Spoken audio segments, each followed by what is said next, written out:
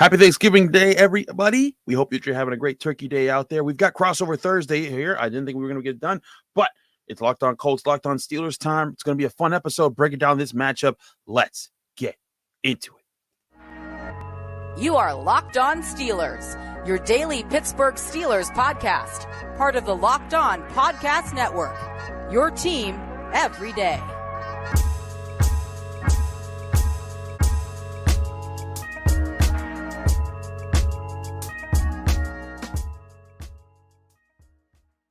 Thank you all for tuning in and making us your first listen of the day. This is your daily podcast covering both your Indianapolis Colts and your Pittsburgh Steelers, part of the Locked On Podcast Network, your team every day. Crossover Thursday is presented by our friends at Prize Picks. Prize Picks is so much fun and it's easy to play. There's no competing with other players. It's just you versus the other projections. Pick 2 to 4 players. If they score more or less than their Prize Picks projection, you can win up to 10 times your money on your entry. It can literally take less than 60 seconds to enter. It's that easy. We love Prize Picks. We know you guys will too. First-time users can receive a 100% instant deposit match up to $100 with promo code LOCKEDON. That's prizepicks.com, promo code LOCKEDON. This is Zach Hicks of Locked On Colts alongside Christopher Carter of Locked On Steelers. On today's episode, we're going to look at the biggest storylines for both teams, the biggest matchups to keep an eye on, and ultimately who we think will prevail in this one. So, Chris, since I'm kind of running this thing, I did all this intro stuff here. You take away here with the first storyline. What's your biggest storyline for the Pittsburgh Steelers in this game against the Indianapolis Colts? Well, I think the biggest storyline right now is can the offense actually take steps forward for the Pittsburgh Steelers? They scored 20 points the week before against the Saints, which doesn't sound like much to a lot of people, but that was pretty good for how bad the Steelers offense has been this year. And then they scored 30 points in a loss to the Bengals. And now the questions have started to kind of rummage around like, have the Steelers started to figure things out? Is Kenny Pickett getting better? Is the offensive line playing better? Is Najee Harris, figuring it out? What's going on there? And I think against a defense like the Colts, you got Shaq Leonard, you got your guys on the team. You have a unit that gets after it. I think that this is a chance for them to kind of step up and say, like, hey, and not you don't have to score 30 points this game. I don't think they will, but I think this is a chance for them to be able to say, hey, you know what, we can we can generate points. We can generate more than one good drive a game, which is what they were doing for much of this season, whether it was Mitch Trubisky or Kenny Pickett. So this week, I think we've looked at it. Kenny Pickett has talked a lot about it. They talked about how to incorporate more of their top wide receiver Deontay Johnson into the picture, but they've also talked about how part of getting him into the picture is getting teams to force to look elsewhere for double teams. And I think that's been that'll be interesting to see. Like, part of the formula that they've said that Mike Tomlin's laid out for that is hitting on more big plays to George Pickens and Pat Freiermuth, their other top options now after Chase Claypool being traded away. So I think it's going to be interesting to see what kind of an identity the Steelers offense looks to provide in this game.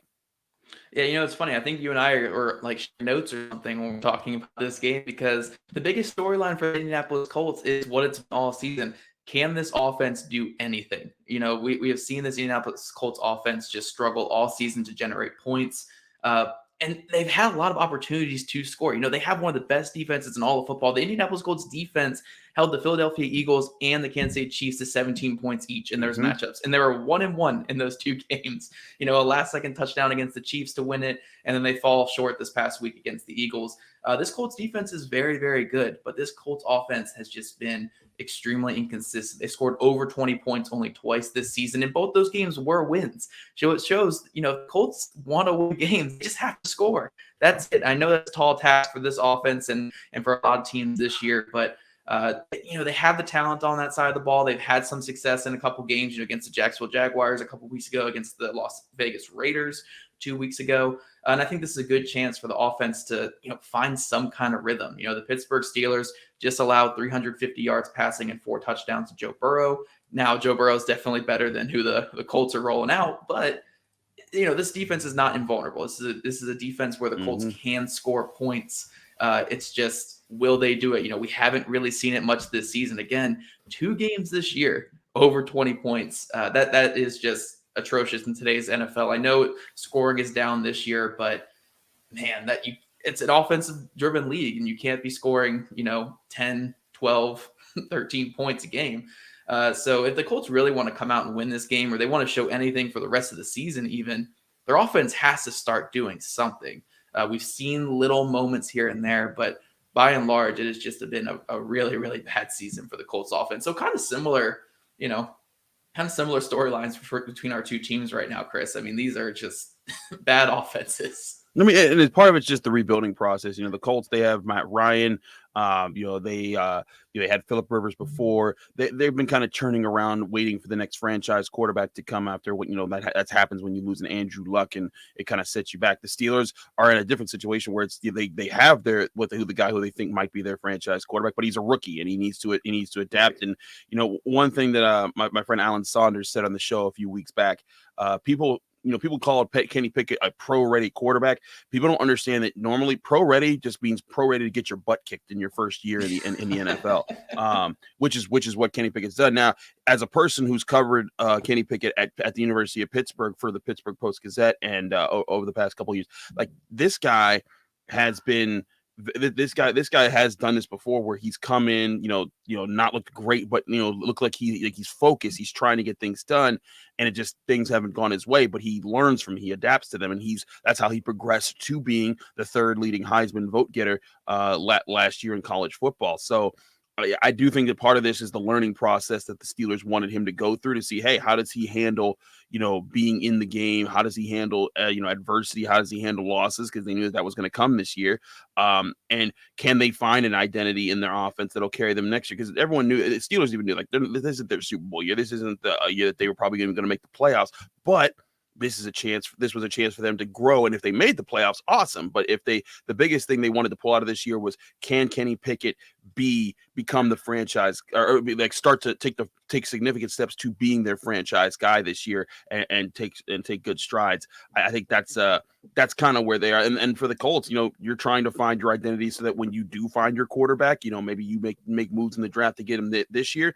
You want to, the way of the world in the NFL right now is build a strong team with your money, your free agency, and your other draft picks, and then get a quarterback on a rookie deal that's really good, and then just build around them and just go and win. And if the offensive line with Quenton Nelson can come together, you got Jonathan Taylor, I like Alec Pierce, I like Michael Pittman, I like the way they play, I like the defense there. If next year the Colts got CJ Stroud, Bryce Young, one of those guys, and they started to light it up, it could immediately flip things around. I think it's just the way of the NFL these days.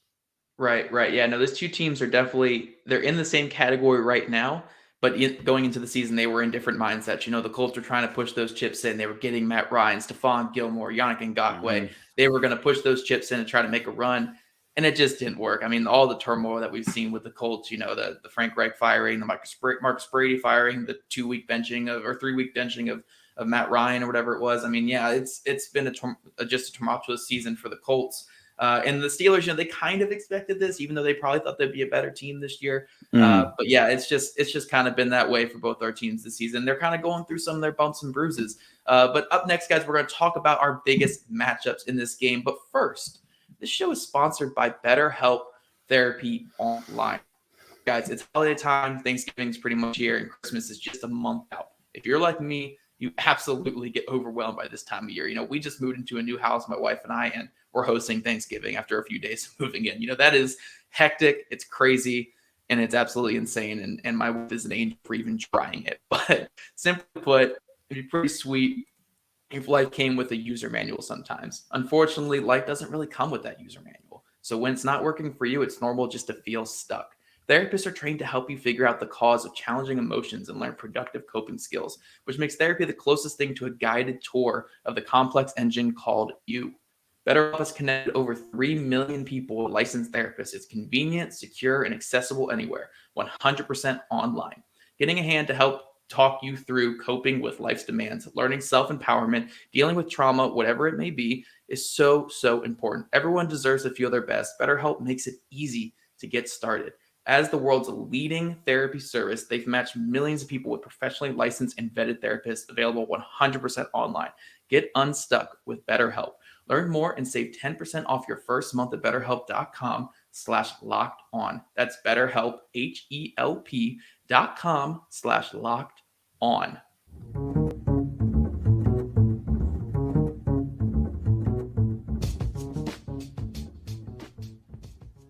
All right, Chris, so just like how we start the first segment, since I kind of have you here on me hosting here, we'll let you start with the biggest matchup. What are you looking forward to in this game against the Indianapolis Colts? Well, I mean, the big thing is that this is a defense that, was always driven by Shaq Leonard, and with him on injured reserve, I think it's going to be very interesting. How do you see the Colts stopping the run in this game? Because to me right now, the Steelers offense, as much as people talk about Kenny Pickett, what's gotten them going the last 2 weeks is Najee Harris in the run game. He had 99 yards against the Saints. He had 116 all-purpose yards against the Bengals. Has had 3 touchdowns in the last 2 games. And that, I think, has set the table for Kenny Pickett to not have to be desperate in games, and why these were his first 2 games that he didn't throw an interception. And you look at the Colts situation right now. Shaq Leonard, some people say he's done for the year, but he because he had a back surgery and he's been dealing with stuff. But I look at this Colts defense. You still got DeForest Buckner. You still got Yannick Ngakoue. How have you seen them deal with adversity this year and find ways to still be like a strong run defense? Yeah, the Colts have always been a strong run defense the last couple seasons, and then we expected that to take a step back this season with the change to Gus Bradley, because Gus Bradley's scheme is very much stop the run on the way to the quarterback. It's not like Matt Eberflus's where we're going to stop the run first and then worry about the pass. But what we've seen this year with the Indianapolis Colts is, even with Shaq Leonard out, we've seen really, really strong play from their linebacker group. I mean, Zaire Franklin is one of the top tacklers in all of football right now. I think he's in the top 5 in total tackles. He's been a phenomenal fill-in player at Mike for the Colts. And then Bobby Okereke is having a career best year. I thought he'd be a great fit in this Gus Bradley scheme, but he's just been even better than I expected. But it really, the run defense, what it really comes down to is the star that is Grover Stewart on the inside. He's playing that one tech and nose tackle position for the Colts, and he's always been a guy who has been really effective for this team. But this year he really took it to a new level. I think I saw a stat the other day that he has 16 tackles for a loss on non-sacks this season. That's for a nose tackle. It leads the NFL. I mean, he's a phenomenal player.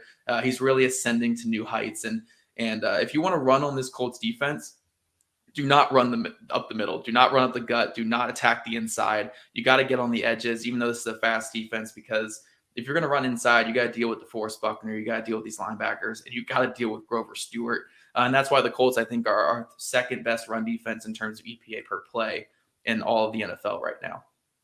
That's interesting. That's interesting. I think that speaks well to how they've assembled that group to kind of deal with the loss of Shaq Leonard and still be able to keep churning in that way.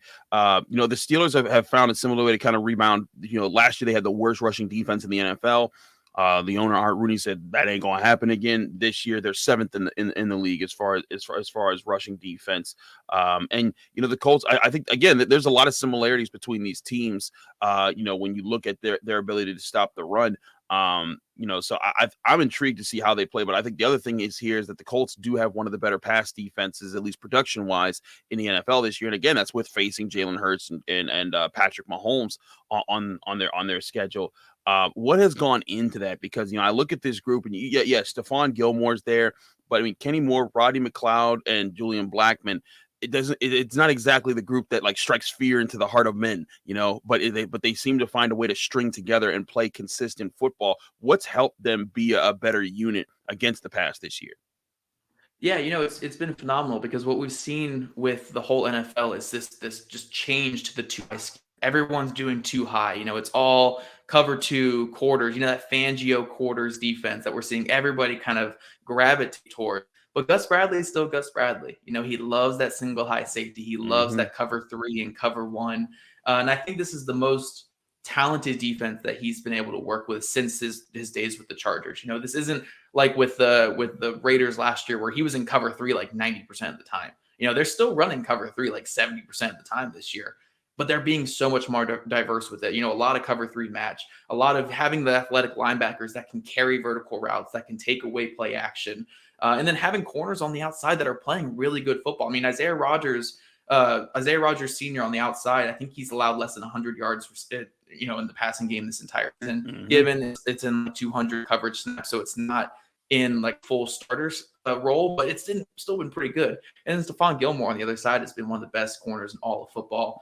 Kenny Moore II isn't playing up to his ability that he usually plays at, but he's playing some pretty good football. And then Rodney McLeod has been a really good free agent signing for them. So I think what you're really looking at with this defense, even with Shaq Leonard out, this pass defense is just kind of a sum of all of its parts there. All these guys are playing their role really well. The linebackers are really effective in this scheme, and this very difficult scheme for them to be effective in. And these outside corners are just locking it down. So, yeah, I wouldn't say it's like, it's not like the no-fly zone. It's not like any of that kind of stuff. It's not that kind of shutdown. But they're a tough team to get going against. They're really competitive at the catch point. And you can get some underneath stuff and maybe get a couple big plays, but they're a really sound pass defense overall, and they make you work for it. I think that's what you have to do, because in today's NFL, you can't be the defenses of yesteryear, where like the 2000 Ravens, the 2008 Steelers, when you would hold teams to like 100 yards a game. Like there'd be times that they would just post. Today's game is designed for offenses to thrive and to carry teams forward. And I think the best defenses are the ones that take away your top option as best they can. They stuff the run. They don't let you get loose with that. And then on key play downs, they get after the quarterback.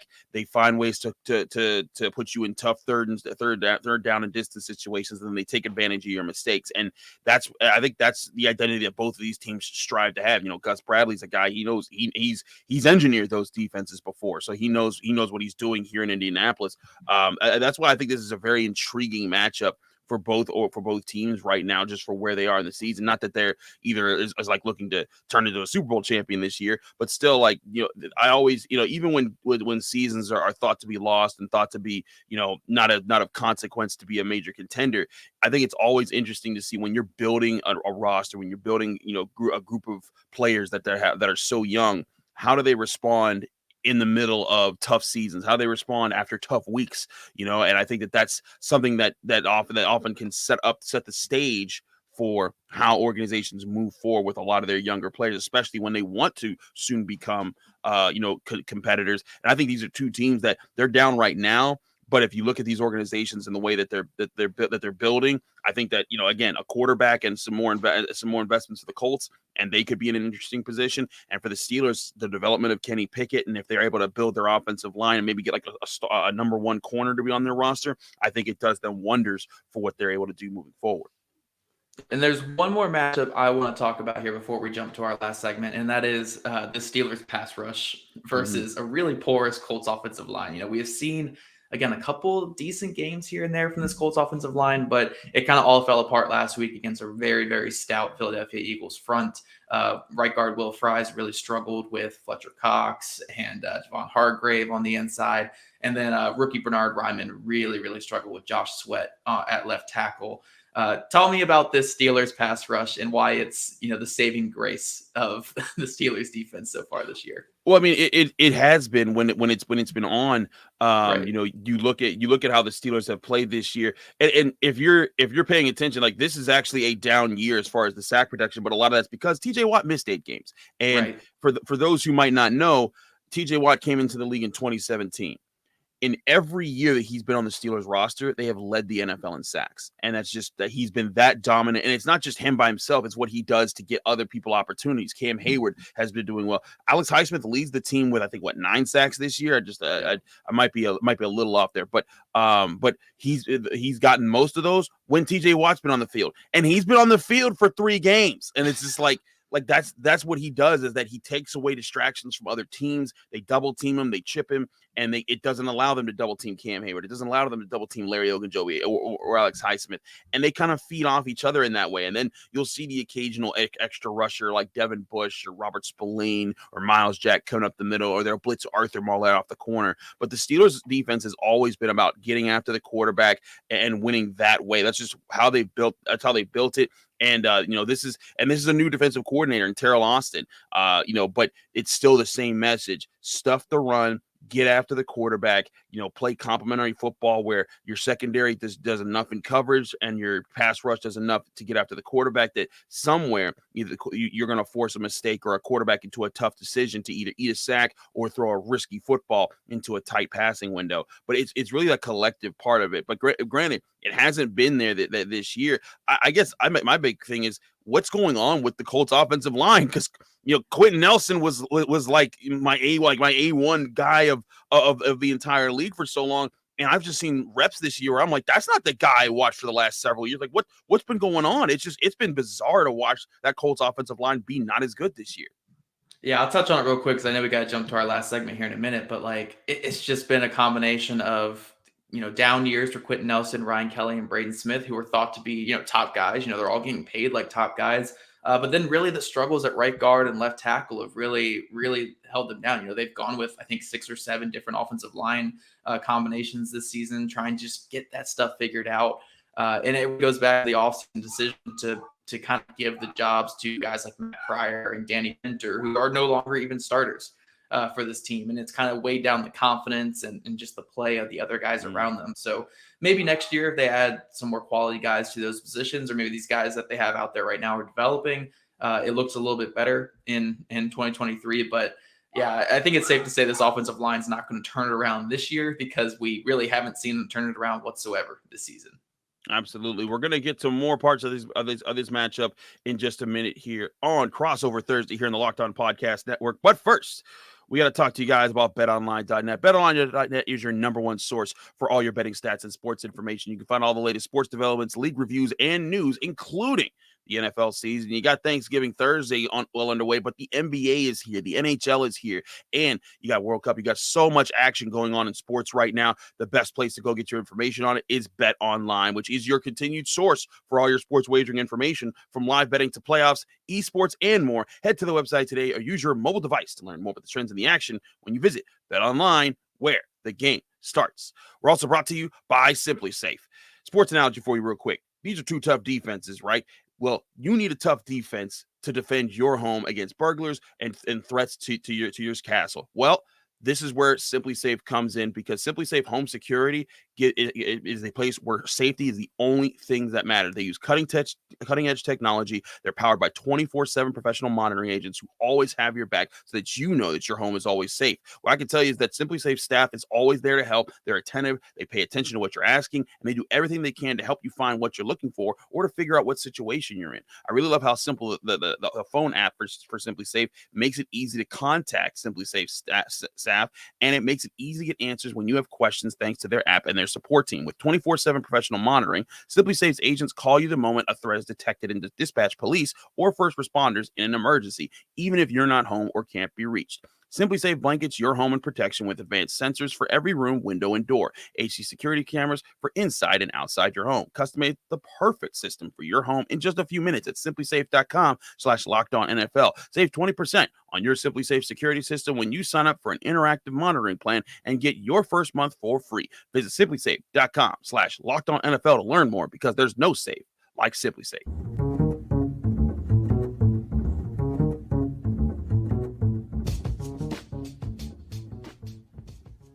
Back here on Crossover Thursday here, it's Chris Carter and Zach Hicks, Locked On Steelers, Locked On Colts. We're breaking things down here. Zach, we look into this game, and sometimes you start asking, what do these teams have to play for? I also think that even though it's like obviously neither of these teams are like playoff contenders right now, there's always the chance that things slip up and that guys can find focus. But you've seen a charge from these Colts right now. What do you think has gotten behind them with Jeff Saturday and their new coach to kind of start figuring things out? You pulled off the upset 2 weeks ago. You almost pulled off the upset of the year in beating the Eagles last week. That would have been amazing. What has gotten into this team that's kind of woken up and say, hey guys, we can bang with anybody right now? Well, I think, even when Frank Reich was kind of at the helm and he was the head coach early in the season, yes, there were the 2 bad losses, to the New England Patriots, and there was the really, really bad loss of week 2 in Jacksonville. But this team has always been pretty competitive. Again, they upset the Kansas City Chiefs early in the season. They've been competitive in a lot of games. It wasn't there. And then I think just the energy of bringing in that interim head coach and it being, a local legend, Jeff Saturday, a guy who was, an undrafted free agent who became a Pro Bowl type guy and was phenomenal during the Peyton Manning years, the Peyton Manning years that are they're kind of like deified here in Indianapolis, those Peyton Manning years. Understandable. We're just understandable. Even if you just win one Super Bowl, that's enough to make a legend. I mean, look, Nick Foles has a statue with Philadelphia. Yes, he does. That's literally, just got to win one Super Bowl. They did that. When they had Peyton Manning and Jeff Saturday, and a lot of other great players. And I think bringing that kind of known figurehead to the face of this, and a guy who speaks really well, who's just a really calming, energetic presence, a very raw guy. They kind of needed that. And I think that was kind of the kick in the butt that they needed to get some energy. Now, I don't think it's going to be enough for a run here, and my prediction might show that today. But I do think that they are playing a little bit better in recent weeks. We've seen the turnovers come down. We've seen the play not be as sloppy as it was early in the season. We've seen them come out a little more physical than what they did in those first 8 weeks. So I do think we've seen some good things under interim head coach Jeff Saturday. I don't know if it's going to be enough for them this year, but you got to like some of the energy these guys are showing. Absolutely. Let's get to our predictions real quick here. What's your outlook for this game? I don't like to just do score predictions. I like to do, that's where we finish. But what is your biggest factor in what determines this game, and when does that kick in? Where do you see the turning point coming in this game to get to the final score that you have? Honestly, I think the biggest thing in this entire game, and I think you might be able to agree with me here, is whichever offense makes the least amount of mistakes. Whichever offense doesn't kick their own butt in this one, I think is going to win it. So if the Colts go out and they are not productive on offense, but they don't turn the ball over or don't have horrible mistakes, they'll probably win this one, because this is going to be a defensive slugfest.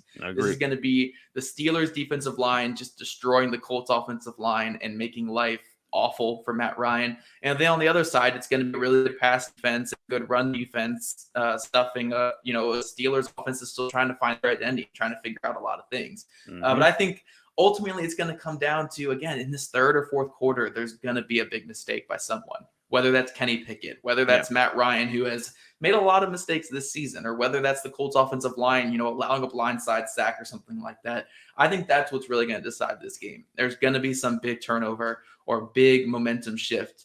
Maybe even it's like a missed field goal or a blocked field goal or something like that. There's going to be some kind of big momentum shift in the third or fourth quarter that's really going to decide this game. And ultimately, for my score prediction, I have it going 16-13 Steelers in this one. Again, low scoring game, not great offenses, defenses that are pretty solid.